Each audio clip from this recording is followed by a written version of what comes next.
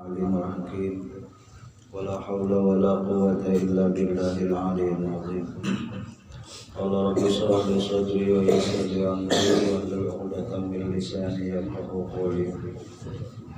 اللهم صل على سيدنا محمد وعلى آل سيدنا محمد الفاتح لما أغلق والخاتم لما سبق ونصير الحق بالحق والهادي إلى صراطك المستقيم وعلى آله حق قدره ومقداره العظيم. Amma ba'du.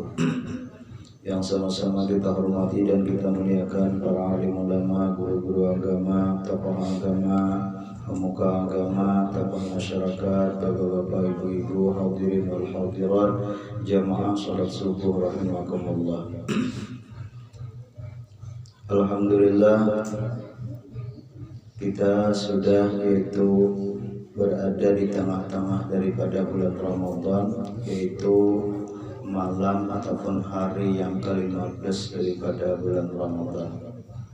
Dan insya Allah yaitu pada malam ini atau malam di muka malam ini sudah kita memulai yaitu sembahyang witir pokoknya kebiasaan lah bila hidup 16 pokoknya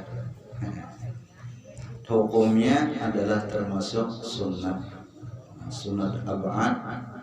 Dikala masuk Ramadan melaksanakan sembahyang witir, yaitu sunat membaca Qur'an selain daripada sembahyang yang wajib. Nah, kemudian kita menyambung daripada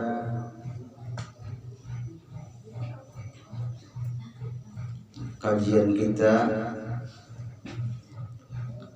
bermula barang sesuatu yang menyalahi adat itu ada beberapa macam. Memang hal yang menyalahi adat ini diantaranya itu banyak ada kepada para anbiya, para nabi-nabi dan para wali-wali, dan juga kepada orang-orang yang beriman, dan juga kepada orang-orang sihir bisa juga menyalahi adat. Nah, diantaranya nang menyalahi adat, memang kebiasaan menyalahi adat ini lawan orang wali yang mana? Nah, kawa menyeberang sungai misalnya, kawa terbang di angin, kawa jalanan jauh jadi parah. Itu kan salah satunya menyalahi adat, menyalahi daripada kebiasaan kita. Kita kada kawan enggak itu kenapa cepat-cepat lah. Tapi orang yang diberikan anugerah, diberikan kelebihan oleh Allah Subhanahu wa taala, bisa diberikan Allah mendapatkan sesuatu yang menyalahi adat. Nah, diantaranya orang yang dapat menyalahi adat itu yaitu dinamai adalah irhas.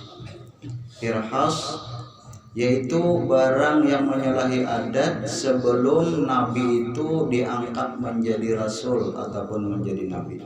Jadi irhas ini anaknya kepada para nabi-nabi dan rasul. Cuman sebelum waktunya diangkat oleh Allah Ta'ala menjadi nabi dan rasul, maka ada punya kelebihan yang menyalahi daripada adat kebiasaan. Maka itu dinamai irhas. Seperti contoh terjadi kepada baginda Rasulullah SAW ketika beliau pergi musafir ke negeri Syam membawa dagangan Sayyidah Khadijah. Sebelum Sidin kawin lawan Siti Khadijah, Sidin kan pernah membawakan dagangan Siti Khadijah bersama pegawai ataupun susuhan daripada Siti Khadijah, yaitu adalah Maisarah.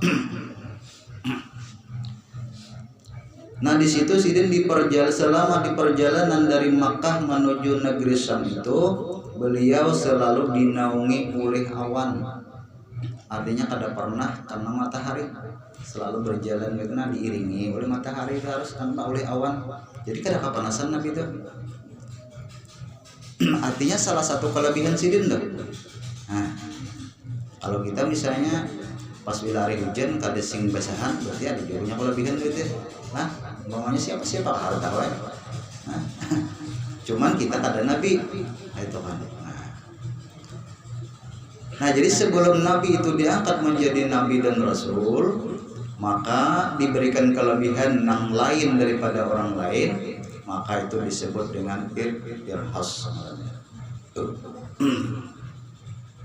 Dan yang kedua ada yang dinamai mukjizat. Tadi irhas, yang kedua mukjizat.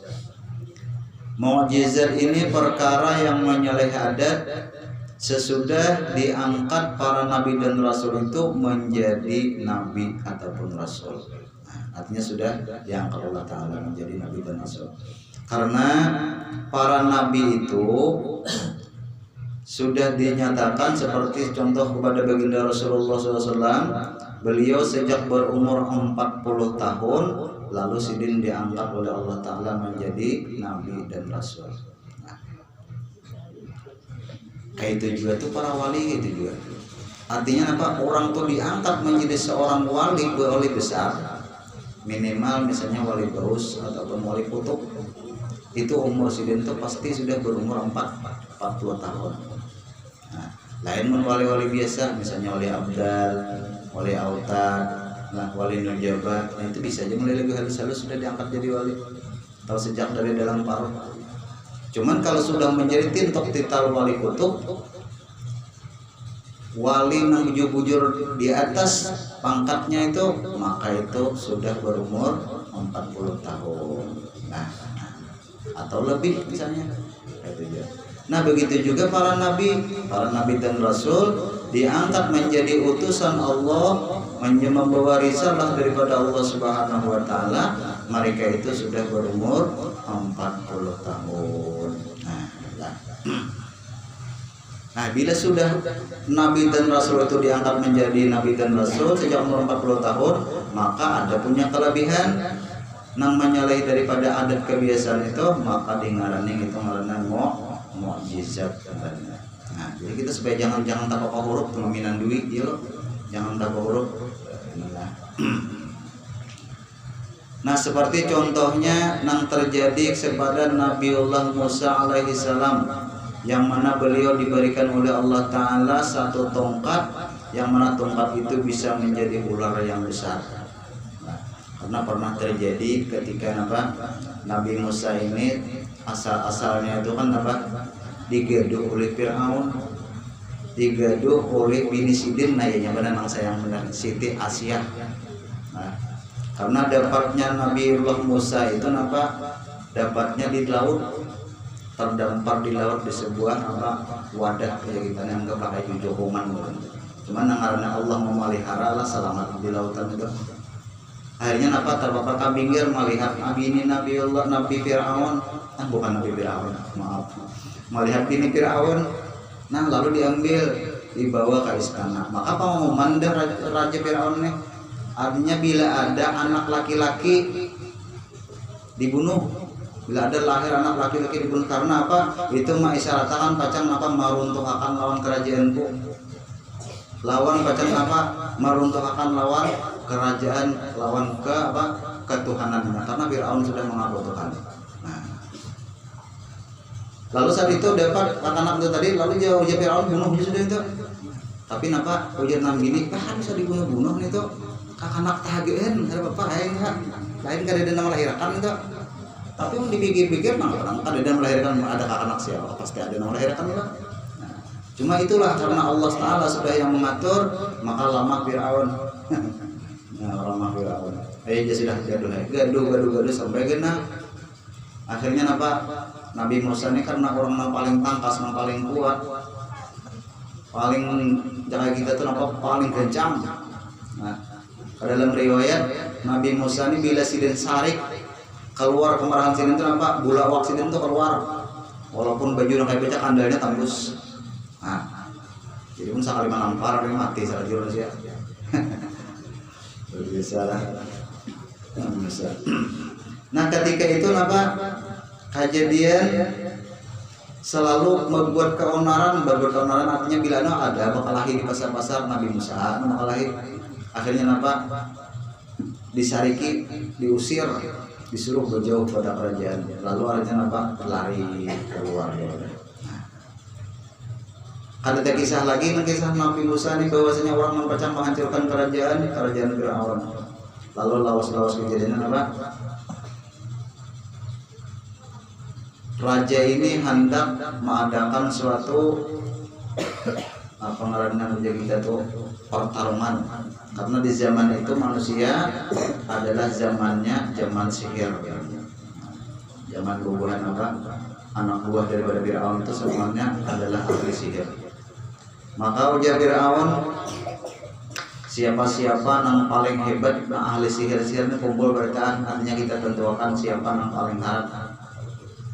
Nah, akhirnya datang ahli sihir bertaan, termasuk juga Nabi Musa. Nabi Musa ini dibawa tongkat seperti itu, pemberian daripada mukjizat Allah Subhanahu wa taala. Sampai ke kerajaan, terkumpulai bukan segala bukan namanya, bukan ahli sihir bertaan. Nah, akhirnya artinya membujur-bujur Musa ini membawa agama yang benar, maka sanggup mengalahkan sihir-sihir kami yang banyak ini. Nah, hingga pada akhirnya bertarung. Bukan ahli sihir, anak buah Firaun ini menghambur sesuatu langsung jadi ular, sama ular juga. Tapi ularnya halus, tapi banyak. Nah, halus tapi banyak, mau mati juga ini halus ini. Sakit, halus tapi banyak lah.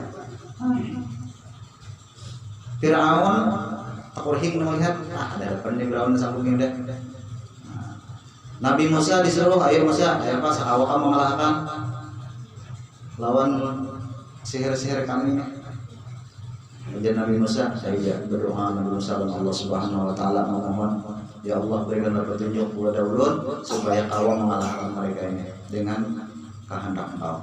Akhirnya dikeluarkan Nabi Musa sebuah tongkat, maka ditajak dan diandak dari Nabi Musa tongkat tuh, maka langsung jadi ular.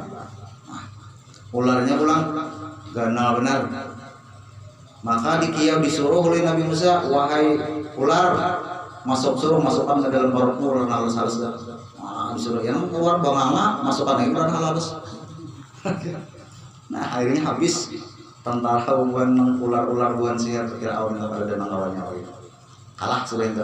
Nah, itu terjadi, itu udah berupa suatu mukjizat kepada Nabiullah Musa alaihissalam. Mukjizat ini bentuknya adalah suatu pemberian Allah Ta'ala supaya apa yang dibawa itu dianggap benar. Nah, jangan dianggap benar. Jadi orang kalau menyangkal lagi. Misalnya kalau kita mengajarkan sesuatu dianggap ajaran kita ini benar, ada buktinya gitu. Nah, bukti itu adalah berkaitan dengan pemberian Allah Ta'ala yang disebut dengan mukjizat. Nah, itu yang pertama contohnya. Ada yang kedua lagi ada keluar unta di dalam batu besar yang terjadi pada mukjizat Nabiullah Shalih alaihissalatu wassalam. Waktu di zaman Nabi Shalih itu unta keluar dalam batu dengan permintaan Nabiullah Shalih. Kalau kita berpikir secara akal, ini batu gana ada di hadapan kau masuk, samud bin Ali masukilah. Tapi karena Allah Ta'ala menghendaki sesuai permintaan seorang nabinya, karena membuktikan kepada umatnya bahwa ajaran Nabiullah Shalih itu benar, maka nang mustahil jadi kawah itu nah di dalam batu keluar unta. Ya. Asal ada akal zalil deh. Kita ini misalnya luang halus aja, ini kadang mungkin dimasuki tapi kawah. Nah, itu kan sesuatu yang mustahil ya Allah. Nah, kalau pernah lah naik Jabal Nur. Jabal Nur itu kan ada tempatnya Nabi, di dalam itu makhluk. Di dalam situ kan lubangnya tuh halus ya. Situ orang ganal masuk pas, orang halus pas juga. Jadi nggak kita mikirkan lihat ke itu kalau kau masuk rasanya, tapi masuki aja kalau. Nah, sama juga Hajar Aswad tuh, lubangnya tuh orang pina ganal muha ya pas-pas saja antaranya. Tingginya pas-pas juga. Nang rendah pina pas-pas juga. Kadang pina behemat itu ada juga. Di hati pina nyaman aja udah tahu. Nah, itulah salah satunya kelebihan karena itulah. Mau kita memikirkan secara kita itu ini orang tinggi atau betumbuk benar juga. Nah, atau orang naranda pasti betungak benar. Tapi ternyata ada selalu dimudahkan oleh Allah Subhanahu wa taala.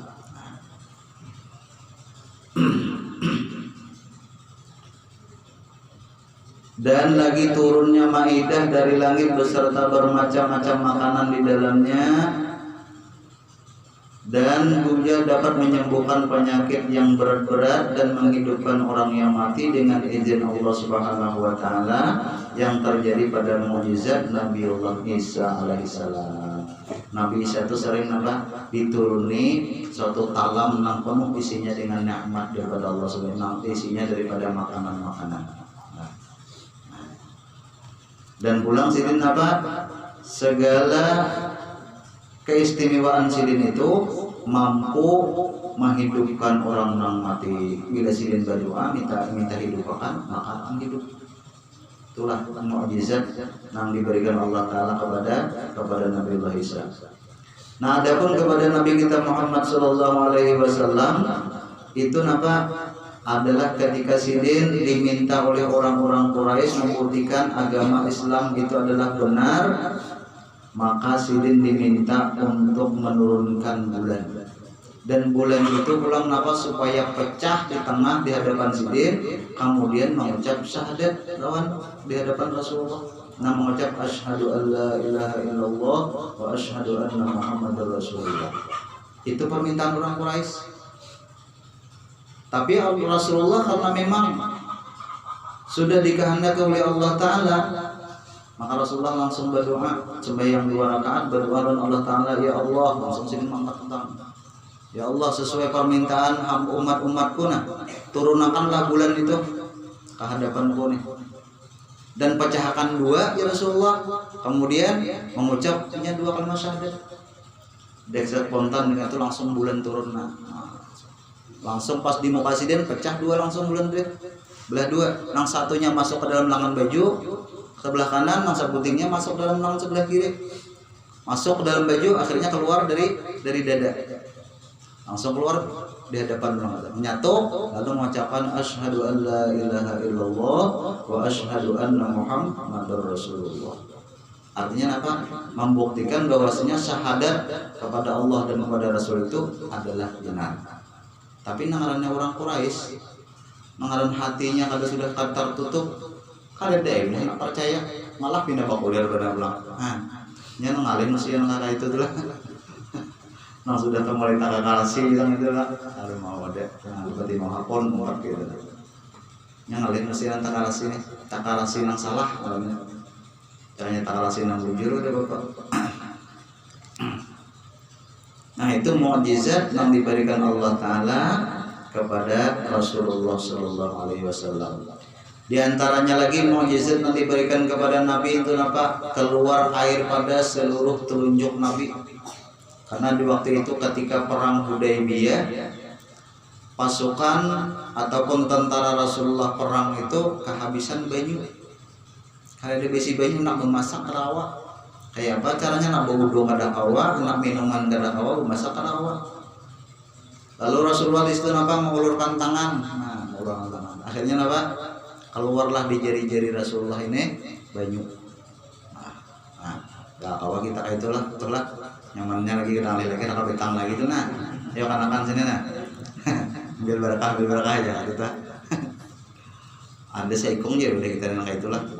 Kira-kira kalau kamu makan rumah, lisit muka rumahnya ada pendetan. Pokoknya berkah tuh bangunan itu. Apalagi nang madahannya bilang dari surga ya. Masih pengen masuk surga. Gini ada banjir tuh manusia lagi. Pokoknya nyubarang pakai bakunyong aja jadi itu. Wani bang, karena harapan kenal surga kan. Ini Rasulullah langsung keluar makan, para sahabat langsung ada nang wudu, ada nang minum sampai memasak segalanya. Akhirnya terjaminlah keselamatan daripada para tentara Rasulullah ketika berperang di Hudaybiyah. Nah, jadi itu ngarannya mukjizat kepada Nabi Sallallahu Alaihi Wasallam.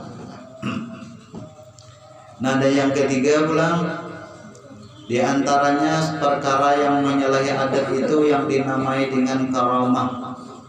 Karamah ini kelebihan kepada seorang aulia Allah Subhanahu wa taala ataupun ulama-ulama yang salihin.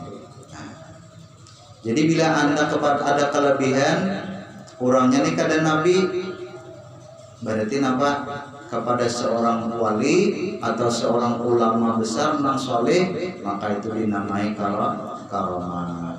Seperti contoh misalnya ada perjalanan jauh menjadi rasa dekat, kan tuh banyak tuh terjadi lah. Nah, nang kawa perjalanannya nang banjir itu kawa aja satu masjid ditangnya tuh. Nah, itu salah satunya. Dan juga bisa mudahnya mencari iwak misalnya, kan banyak diantaranya tuh orang wali-wali itu pindah kadang-kadang aja, tuh cari jadi gua situ tuh ada tuh iwaknya, turun, dasar ada ya benar. Berarti itu salah satu karamah namanya. Nah, kemuliaan yang diberikan oleh Allah Ta'ala lawan seorang wali tadi. Kenapa itu jadi dinamakan karamah? Karena bagian daripada mukjizat juga. Nah, karamah itu bagian daripada mukjizat yang diambil dari mukjizatnya para nabi-nabi dan rasul. Sama artinya kada belain pada mukjizat, cuman karena dibelain. Kalau mukjizat itu lawan para nabi, sedangkan karamah ini kepada para wali. Nah, itu. Nah. Ataupun misalnya ada keluar cahaya dari kuburnya menurut kadar kemuliaannya masing-masing di sisi Allah. Nah, itu termasuk karamah piwarannya. Minta cahaya, ada misalnya tarang, misalnya kuburnya lah. Nah, nya ada nang kelihatan, tarangnya ada nang kada. Kalau nang kelihatan nyaman kita pinan duit lah. Tapi ada nang kada kelihatan, nang disembunyikan masih oleh Allah Subhanahu wa Ta'ala. Sama aja juga kan itu pada orang yang dimuliakan oleh Allah Ta'ala. Dan juga seperti jari telunjuk yang dapat menjadi lampu, yaitu terjadi pada Imam Nawawi pada sewaktu mengarang kitab. Saat itu sidin sedang kepadaman ataupun pajah lampu. Nah, Imam Nawawi ini sewaktu sidin mengarang kitab, yang bahari kan memang lampu juga, lampu duduk lah. Rupanya habis minyak, kenapa kan? Pajah lampunya. Maka sidin harus menyelesaikan itu. Langsung aja angkatin tangan sebelah. Kamu jadi lampu. Nah, lah kata zaman orang bahari itu. Ada kegampangan. Atau juga sesuatu yang keluar harum dari liang lahatnya, termasuk juga itu dinamai karamah. Ini terjadi kepada Imam Sanusi, seorang ulama besar ahli sufi di kala itu. Dan juga imam kita Syafi'i pada waktu dikuburkan beliau dirasakan ataupun diberikan diciumakan bau yang sangat harum. Dan dapat terbang di udara dan berjalan di air seperti jatuhnya pada seorang wali yang bernama Syekh Muhammad Saman dan Syekh Abdul Qadir Al-Jailani rahimahullahu ta'ala. Dan yang keempat diantaranya sesuatu yang menyalahi adat, yaitu dinamai ma'unah. Ma'unah ini jatuhnya kepada siapa? Kepada orang-orang yang beriman, orang mukmin, tapi orangnya biasa aja. Artinya kada kelihatan kalau lebihan ibadah benar, orangnya orang biasa, orang awam biasa aja kayak kaitannya. Tetapi orangnya taat dan bakti kepada Allah. Nah, dan pekerjaannya itu selalu nang bagus-bagus, kadang mengerjakan sesuatu yang dilarang oleh Allah Ta'ala. Nah, makanya ada besi kelebihan, maka dinamai orangnya adalah dapat ma'unah, dapat pertolongan dari Allah Subhanahu wa Ta'ala. Tapi syaratnya tidak orangnya masih tetap taat, bakti kepada Allah, menggawe perintah, menjauhi larangan. Nah, itu aja minta duit. Nah, karena orangnya kada ada alim kada orangnya, pina kalau berhimat beramal kada juga pinanya. Cuman ada bisi kelebihan bila ada orang minta bayinya pina ampe misalnya.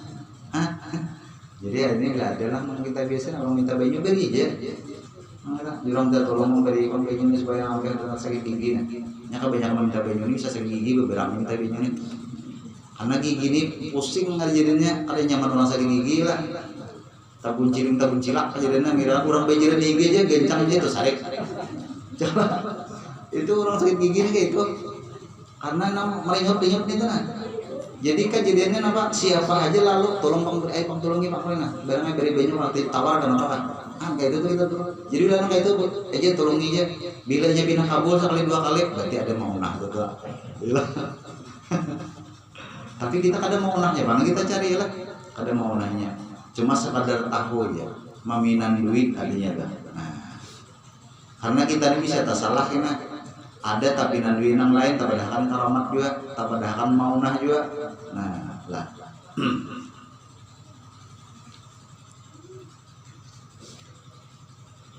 Dan yang kelima, ada yang dinamai yang menyalahi adat itu adalah karena sihir. Ada. Nah, ada sihir juga. Tetapi sihir ini apa? Jatuhnya pada orang yang jahil, orang yang kada berisi ilmu pengetahuan. Ini sihir namanya. Dan orangnya ini fasik pulang atau orang kafir. Orang fasik artinya apa? Tahu ilmu, tahu nang baik, tapi kadang menggawi, kadang memakai. Atau orang kafir sekali berisi kelebihan, maka orang ini disebut adalah sihir bisa. Nah ini hati-hati ini nih. Jadi kita meminat duit itu sebutin dia. Kita lihat orang ini ada bisi kelebihan kayak apa tentang pengabdiannya kepada Allah Subhanahu wa taala, kayak apa ibadahnya. Kalau memang ibadahnya tunai aja lawan Allah taala, maka bisa kita anggap itu sebagai maunah. Tapi bilanya sembahyang apa ibadahnya kadang tentu atau banyak melakukan kemaksiatan, maka ini belum tentu kita padahkan lagi itu berupa maunah. Nah, bisa sihir. Atau juga apa? Bisa dikatakan itu istidrat dari Allah taala. Bisa juga. Karena tuh anaknya samianya tuh lawan orang fasik, lawan orang kafir. Istidrat itu apa? Dilanjurkan Allah taala, dilanjurkan Tuhan. Berarti kalau sudah Tuhan tuh melanjurkan, berarti sudah sarek itu Tuhan. Karena tujuh lagi. Nah, bila sudah Tuhan itu mudah mengistidrat lawan kita, berarti seakan-akan kita ini dibiarkan seadanya. Nah itu kita harus bisa menyadari. Kalau ada bagi orang lain yang dilanjurkan ini, jangan kita percaya itu adalah merupakan suatu nang dimurkai oleh Allah Subhanahu wa taala. Dan yang ketujuh, yang terakhir, yaitu sesuatu yang menyalahi adat itu adalah dinamai ihanah, yang jatuhnya itu kepada orang fasik ataupun orang kafir, tetapi dia ini tidak membetuli akan maksudnya. Artinya apa? Bapadah hebat tapi ternyata kali bisa. Seperti contoh Musailamah Al-Kadzab. Musailamah Al-Kadzab ini orangnya mengaku menjadi nabi. Nah, mengaku jadi nabi. Jadi ketika itu orang memadahkan jurang tunah. Ada sumur situ asalnya kering. Setelah itu diludahi oleh nabi, ternyata banyak banyunya. Ada yang itu ya, adanya kayak itu bang. Ada harapan enggak? Ini nak meludahikan di sumur, tapi menambah banyak banyunya pulang. Nah itu bisa. Ternyata bayi meludahi, jangankan banyak malah pekaring banyunya. Ada dia lagi, kada sesuai lawan kehendak deh. Nah itu karena lebih parah lagi itu. Nah itu percaya juga kita lawan itu yang sudah banget lagi itu. Nah nyata ada bujur, kada bisa, tetap jadi percaya. Lah gitu nah itu bahaya itu ihanah karena nah, sesuatu nang kada pas lawan nang dimaksud. Nah, ada orang si anu tuh meludahi kan malah, atau si anu tuh menawar sigar selanjut. Ada seorang bila menawar bersakit ya misalnya. Nah itu menyalahi kebenaran hantak lawannya. Nah, tapi catatannya sebutin orangnya ini apa? Kada menggawi perintah orangnya. Nah itu disebutkan. Tapi pun ingat menggawi perintah aja kada apa sih. Jadi hasilnya apa jurang kesimpulannya, kita hendak meminati karamat ataupun mukjizat ataupun maunah itu tadi adalah orangnya taat ibadah lawan Allah taala. Bila orangnya pada taat ibadah, berarti larinya kepada yang tiga tadi, sihirkah, istidratkah, ihanah. Nang tiga itu kalau kita percaya. Dan bahkan kalau kita mengikuti itu, kita tak ikuti lawan syaitan jadinya. Nah, makanya menyalahi adat itu hati-hati, kita tiring dulu nih. Apalagi wahai akhir zaman lah, banyak benar nabi si kalimat itu dah banyak sih kemuliaan, tapi kemuliaan itu nampak berdampingan karena kalau yang lawan setan kan nanti sakit asap tuh, hati-hati benar. Nah, belum lagi naik pada betang, naikkan nama aja, tahu benar, pasif benar penglihatan ini. Nah, tapi salahnya apa? Oh, saya jin, tungguan di rumah, jin di betang dulu nah, laporannya, terus si anu datang orangnya beli mah tinggi rendah orangnya. Nah, tahu deh, tak adol nah. Jin udah kan, karena alih harus. Nah, itu yang paling bahaya benar. Jadi kita harus melihat di situ, melihat sisi mana. Apakah ini memangnya kemuliaan ini datangnya dari Allah Subhanahu wa taala ataupun diambil dari karamat mukjizatnya Rasulullah SAW atau ini dari setan. Bila ini nanti gini sihir, istidraj ataupun ihanah itu datangnya dari setan. Nah, itu kita artinya kesimpulannya maminan dulu aja. Maminan dulu apakah ini karamatnya datang dari Allah atau karamatnya datang dari setan itu aja. Wallahu a'lam bishawab. Mudah-mudahan ada manfaatnya. Amin ya rabbal alamin. Alhamdulillah Nabi sallallahu alaihi wasallam. Al-Fatihah. Alhamdulillah rabbil alamin.